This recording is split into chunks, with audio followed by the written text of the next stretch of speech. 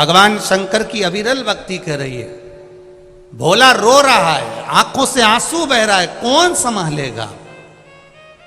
सारे साधन भी अगर हाथ से चले जाते हैं तब शिव रह जाता है, शंकर कौन रहा। जब सतयुग, त्रेता, द्वापर, कलयुग सब समाप्त हो जाते हैं, पूरी पृथ्वी जल में मग्न हो जाती है, तब भी जब कोई नहीं रहता तब मेरा शिव रहता है। एक बुलबुले के रूप में रहता है, एक बिंदु के रूप में रहता है।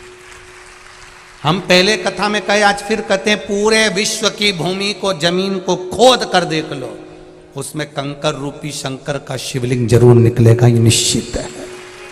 पूरी पृथ्वी खोद लो, सारी मूर्तियों के निर्माण बाद में हुए हैं, पर शंकर भगवान तो प्रथम में है।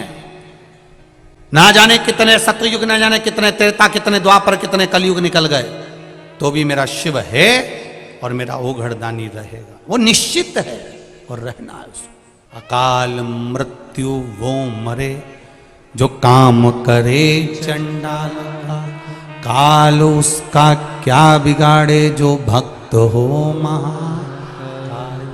जो शिव का उपासक होता है उसका बाल बक्का नहीं हो सकता, शंकर की आराधना करने वाले का बाल बक्का नहीं हो सकता। ये निश्चित है कि जन्म मरण परण तीन शिव के हाथ में है। मृत्यु जहां लिखी हुई है वहां तो हम पहुंचेंगे। तुम कहो कि सुअर वाला महाराज किसी की मौत को रोक दे, किसी की मृत्यु को रोक दे, तो मुश्किल है।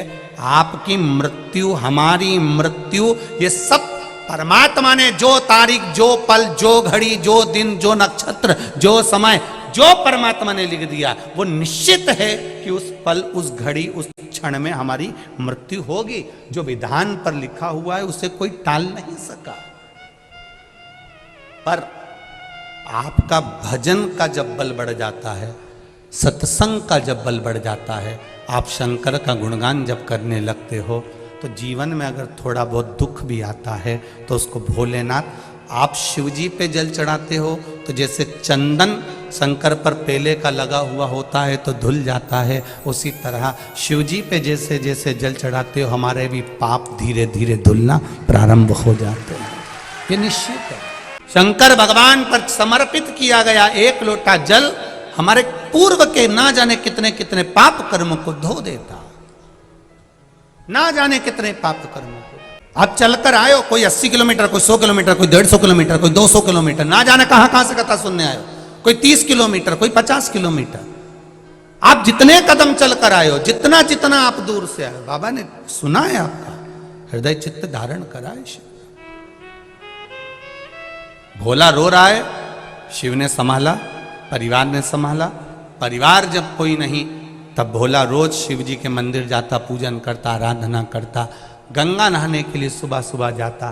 तो लोगों ने कहा, ओ भोला तू आंख से अंधा है रे, गंगा नहाने जाता है, बह जाएगा, पांव फिसल जाएगा, मर जाएगा, प्राण छूट जाएंगे तेरे। भोला तू आंख से अंधा है, तुझे दिखता नहीं है।